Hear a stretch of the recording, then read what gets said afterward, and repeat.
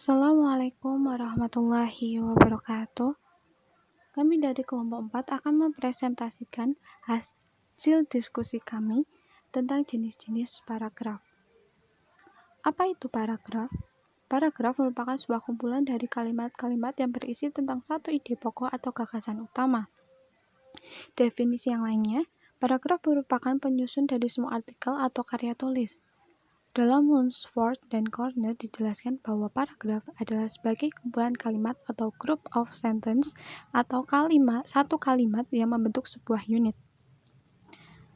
Jenis-jenis paragraf dibedakan menjadi 3, yaitu paragraf berdasarkan posisi kalimat topik, paragraf berdasarkan sifat isi, dan paragraf berdasarkan fungsi dalam karangan. Paragraf berdasarkan posisi kalimat topik, yang pertama yaitu deduktif. Paragraf yang letak kalimat pokoknya ditempatkan pada bagian awal rangkaian kalimat. Sementara itu, kalimat-kalimat lainnya berisi penjelasan yang mendukung gagasan utama yang telah dipaparkan di awal kalimat. Berikut contoh dari paragraf deduktif. Internet sangat bermanfaat bagi manusia. Dan kebebasan mengakses jaringan internet, kita dapat mudah mengetahui berbagai informasi di belahan dunia manapun. Di samping menjadikannya media informasi, internet juga digunakan sebagai alat komunikasi bagi sebagian orang yang menggunakan aplikasi sosial media. Banyak hal yang ternyata bisa dijangkau hanya dengan sekali klik menggunakan jasa internet, sehingga masyarakat pun sangat terbantu dengan kemudahan ini. Nah, pada contoh paragraf ini, gagasan utama itu terdapat pada awal kalimatnya. Yang kedua yaitu induktif. Paragraf induktif ditandai bagian akhir dari rangkaian kalimat dan lebih sering berada di kalimat terakhir. Gagasan utama di akhir ini bersifat menyimpulkan inti dari kalimat penjelas yang berada di kalimat sebelumnya. Contoh dari paragraf induktif. Pada era kita sekarang ini, banyak makanan yang seakan berkembang semakin cepat. Tak terkecuali makanan-makanan yang tidak sehat dan makanan yang sepertinya sudah menjadi kebutuhan semua orang dan memang kebutuhan sehari-hari setiap orang. Oleh karena itu, pengusaha ataupun pedagang makanan harus bisa menemukan inovasi untuk menu makanan yang baru, agar negara kita tidak kalah saing dengan kuliner lainnya. Pada contoh paragraf induktif ini, gagasan utama berada pada akhir paragraf dan gagasan pendukung berada pada awal paragraf. Yang ketiga yaitu paragraf campuran. Yang dimaksud paragraf campuran adalah gabungan gagasan utama yang berada di awal atau akhir rangkaian kalimat. Gagasan di kalimat awal biasanya berupa inti pikiran dari paragraf tersebut. Sementara itu, di bagian akhir kembali ditekankan mengenai gagasan utama dengan kalimat yang mungkin saja berbeda dari kalimat gagasan utama di awal. Contoh paragraf campuran adalah sebagai berikut. Permainan sepak bola menurut kemampuan teknik dasar yang baik. Teknik dasar ini merupakan dasar yang harus dimiliki pemain agar dapat mengembangkan kemampuan dan keahliannya lebih lanjut. Penguasaan teknik dasar yang baik akan memberikan suguhan pemain sepak bola yang menarik. Jadi, teknik dasar yang baik perlu diterapkan dalam permainan sepak bola. Nah, pada contoh paragraf ini, gagasan utama itu berada pada awal paragraf dan akhir paragraf, di mana menjelaskan atau pada gagasan utama akhir paragraf itu menegaskan dari gagasan utama pertama. Yang keempat yaitu paragraf tanpa topik. Seluruh kalimat yang membangun paragraf sama kedudukannya, sehingga tidak satu pun kalimat yang khusus menjadi kalimat topik. Paragraf semacam ini sering dijumpai dalam uraian-uraian bersikap deskriptif dan naratif, terutama dalam karangan fiksi. Contoh paragraf tanpa topik adalah sebagai berikut. Pagi hari ini aku berolahraga di sekitar lingkungan rumah, dengan udara yang sejuk dan menyegarkan. Di sekitar lingkungan rumah terdengar suara ayam berkokok yang menandakan pagi hari yang indah. Kuhirup udara pagi yang segar sepuas-puasku. Pada contoh paragraf ini, kedudukan setiap kalimat itu sama atau setara. Kemudian yaitu paragraf berdasarkan sifat isi.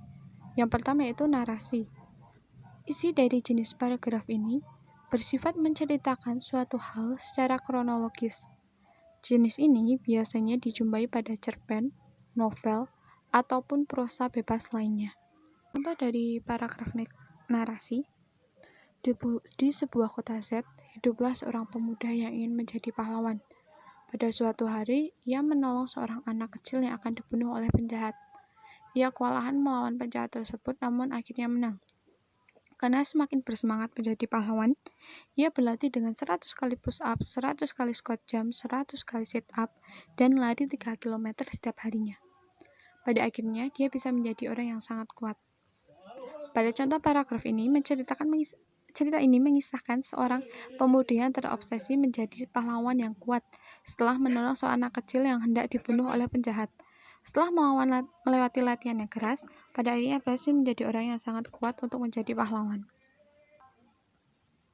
Yang kedua yaitu eksposisi, jenis paragraf yang isinya berupa penjelasan untuk memaparkan fakta-fakta yang ada.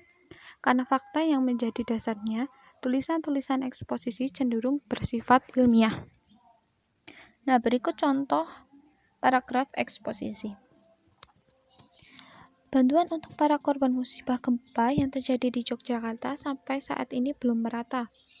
Keadaan tersebut kemudian melibatkan beberapa wilayah mengalami kekurangan bahan pangan dan alat-alat kebutuhan sehari-hari, seperti pada wilayah Bantul dan Muntilan. Pada paragraf ini merupakan kejadian nyata, sehingga kalimat tersebut dapat digolongkan ke dalam paragraf eksposisi.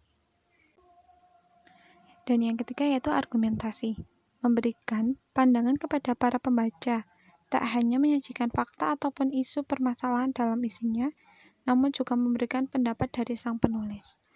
Contohnya adalah sebagai berikut. Semakin hari kini semakin mahal harga kebutuhan pokok. Tentunya menjadi salah satu hal yang menyulitkan bagi kita semua. Belum lagi masalah harga BBM yang dicanangkan akan naik dalam waktu dekat ini. Tidak hanya itu saja, biaya pendidikan yang tidak sedikit juga menjadi beban tersendiri bagi masyarakat. Pada tahun 2010 saja, angka kemiskinan di negara ini telah melonjak hingga 10% dari tahun sebelumnya.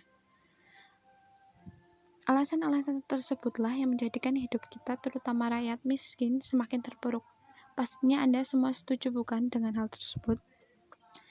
Nah, pada contoh paragraf argumentasi ini terdapat pendapat dari sang penulis mengenai harga BBM dan juga kesimpulan secara pribadi dari sang penulis. Keempat, yaitu persuasif. Biasanya menampilkan pendapat-pendapat dari sang penulis terhadap suatu berita atau isu tertentu, bertujuan mempengaruhi pembaca yang mengandung kata-kata ajakan atau himbauan. Contohnya, pengguna pupuk kimia memang dapat mempercepat pertumbuhan tanaman. Penggunaan pupuk kimia juga dapat memberikan keuntungan yang melimpah bagi petani dari hasil panen. Tapi dampak negatif yang ditimbulkan oleh pupuk kimia sangat berbahaya karena dapat menimbulkan pengaruh negatif terhadap lingkungan. Selain itu, penggunaan pupuk kimia juga dapat membuat buah yang dihasilkan terkontaminasi dengan pupuk kimia ini sehingga kualitasnya berkurang. Oleh sebab itulah beralihlah ke pupuk kompos yang murah dan terjangkau juga aman bagi hasil panen. Nah, pada paragraf ini terdapat kalimat ajakan dari penulis kepada sang pembaca. Yang kelima yaitu deskriptif. Bertujuan membuat pembaca dapat merasakan ataupun membayangkan hal yang dideskripsikan secara jelas dan nyata. Seolah-olah pembaca dapat melihat, mendengar, ataupun mengecap objek yang telah dijelaskan tersebut. Nah, contohnya adalah sebagai berikut. Di sudut dekat pintu duduk seorang laki-laki, namanya Bedo.